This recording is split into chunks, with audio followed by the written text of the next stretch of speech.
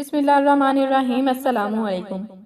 ایک جج صاحبہ ایک مجرم کو سزا سنانے کا واقعہ بیان کرتے ہوئے بتاتی ہیں کہ میں اندرون سندھ ایک پسماندہ سی تحصیل میں فرائض سر انجام دے رہی تھی کہ میرے سامنے ایک مجرم کو پیش کیا گیا جس نے دوران ڈکیتی نہ صرف خاتون سے جنسی زیادتی کی تھی بلکہ اسے ہوس مٹانے کے بعد قتل کر دیا گیا تھا۔ شواہد کے مطابق خاتون کے گلے میں پھندا ڈال کر اسے چھت میں لگی ہک سے لٹکا دیا گیا تھا، مگر خاتون کے ہاتھ اور پاؤں کھلے تھے۔ حیرت انگیز طور پر گردن میں لگے پھندے کو خاتون نے صرف ایک بار پکڑ کر چھڑانے کی کوشش کی تھی، اور مجھے یہ بات بہت عجیب لگی تھی کیونکہ جب دم گھٹنے سے موت ہوتی ہے تو انسان ایڑیاں رگڑتا ہے، گلے لگے پھندے کو نکالنے کی بھرپور کوشش کرتا ہے، مگر اس خاتون نے ایسا بالکل بھی نہیں کیا تھا، کیونکہ رسی کے بنے پھندے پر خاتون کی انگلیوں کے نشانات موجود تھے، جس سے صاف ظاہر ہوتا تھا کہ خاتون کو زندہ حالت میں پھندے سے لٹکایا گیا تھا۔ میں نے ہی سوال تفتیشی افسر سے بھی کیا تھا کہ خاتون نے خود کو پھندے سے آزاد کرانے کے لیے ہر ممکن کوشش کیوں نہیں کی۔ میرے سوال کے جواب میں تفتیشی افسر نے جواب دیا کہ نہ تو ہمارا خیال اس طرف کیا ہے اور نہ ہی ہم نے یہ سوال مجرم سے پوچھا۔ اگر آپ حکم دیں تو دوبارہ تفتیش کر لیتے ہیں۔ میں نے دوبارہ تفتیش سے منع کرتے ہوئے روبرو کھڑے مجرم کو مخاطب کرتے ہوئے پوچھا کہ اس خاتون کے ساتھ اس قدر بربریت برتنے کی وجہ کیا تھی، اور دوسرا تم نے جب خاتون کو چھت سے لٹکایا تو اس کے ہاتھ بے اختیار پھندے سے آزاد ہونے کی کوشش کرنے کے لیے پھندے کو بار بار جگہ لگنے چاہیے تھے، کیوں نہیں لگے؟ میری بات سن کر سامنے کھڑا مجرم مکروہ ہنسی ہنسا اور بولا کہ خاتون کو پھندے کو ہاتھ نہ لگانے کی وجہ اس کی ممتا تھی اور قتل کرنے کی وجہ کوئی بھی نہیں تھی۔ مجھے میرے سائیں وڈیرے نے حکم دیا کہ اس کے ساتھ عیاشی کر، مگر مطلب پورا ہو جانے پر ثبوت مٹا دینا، اور اگر میرے کام کی کوئی چیز ملی تو لا کر مجھے دے دینا۔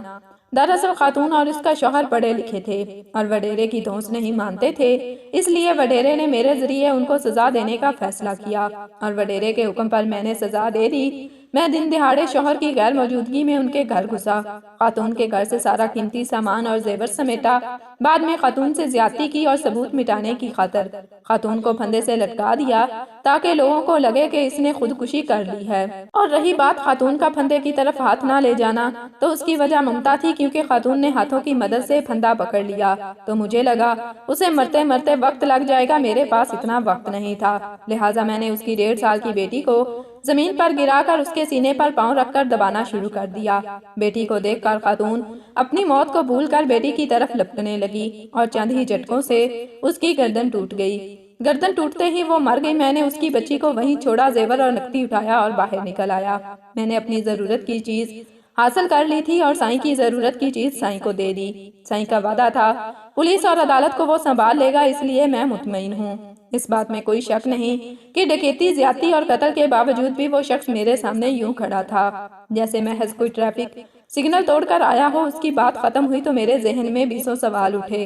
پولیس تفتیش میں کہیں بھی ڈکیتی کی چیزیں وڈیرے کو دینے کا ذکر نہیں تھا، نہ ہی کہیں خاتون کی بیٹی پر کیے گئے تشدد کا ذکر تھا، نہ ڈکیتی کی واردات میں لوٹا گیا مال مسروقہ پورا لکھا گیا تھا، جس سے صاف ظاہر تھا کہ پولیس والوں کو خدا سے زیادہ وڈیرے کا خوف تھا۔ میں نے مجرم کو 3 بار سزائے موت کی سزا سنائی تھی، جس پر بعد ازاں مجھے خود بھی قانونی کارروائی کا سامنا کرنا پڑا تھا، مگر میں نے سزا کے اضافی نوٹ میں لکھا تھا 1 بار سزائے موت زیادتی کے جرم میں اور دوسری بار سزائے موت قتل کے جرم میں، جبکہ تیسری بار سزائے موت اس 1.5 سال کی معصوم یتیم ننھی کلی پر ظلم کے جرم میں ہے۔ اور ساتھ ہی تفتیشی افسر کو میں نے سائیں کو شامل تفتیش کرنے کا حکم دیا تھا، کیونکہ سائیں بھی قصوروار ثابت نہیں ہو سکا۔ مجھے معلوم تھا وہ کبھی مجرم ثابت نہیں ہوگا، مگر میں نے جہاں تک ممکن تھا انصاف کرنے کی کوشش کی تھی۔ میرے فیصلے کی وجہ سے مجھے بھی جواب دہ ہونا پڑا تھا اور متعلقہ فون پر مجھے اتنی سخت سزا کی وجہ پوچھی گئی تو سامنے بیٹھی خاتون ممبر کو الگ کر کے میں نے اپنے جسم پر جلنے اور زخموں کے نشانات دکھاتے ہوئے کہا کہ میں نے سوتیلی ماں کے پاس پرورش پائی اور جب مجھے خیال آیا کہ وہ 1.5 سال کی بچی بھی اب سوتیلی ماں کے پاس پرورش پائے گی تو مجھے اس ظالم شخص کے اس جرم کی سزا موت سے کم نظر نہیں آئی۔ میری تکلیف کو سمجھتے ہوئے فورم کے تمام ممبران نے مجھ سے ہمدردی کا اظہار کرتے ہوئے مجھے نرمی سے قوانین کو مد نظر رکھ کر چلنے کا کہا اور میرے فیصلے کو برقرار رکھنے کا حکم بھی دے دیا۔ جب میرا کیس ختم ہوا تو اس فورم کے تمام مرد ممبران نے میرے سر پر دستِ شفقت رکھا اور میں رونے لگی تو انہوں نے وجہ پوچھی۔ میں نے روتے ہوئے بتایا کہ میں جب سے سوتیلی ماں گھر میں آئی تھی اور دن کے بعد پہلی بار کسی نے اتنی شفقت سے میرے سر پر ہاتھ رکھا ہے۔ خاتون ممبر نے مجھے گلے لگا کر بوسہ شفقت دیا اور ڈھیروں دعائیں دے کر رخصت کر دیا۔ میری وہاں سے پوسٹنگ کر کے مجھے کراچی شہر میں بھیج دیا گیا کیونکہ میں وڈیرے کے غضب کا شکار بن سکتی تھی اور کوئی مجھے بچا نہ پاتا۔ بقیہ ماندہ ملازمت میں نے کراچی شہر میں ہی گزاری۔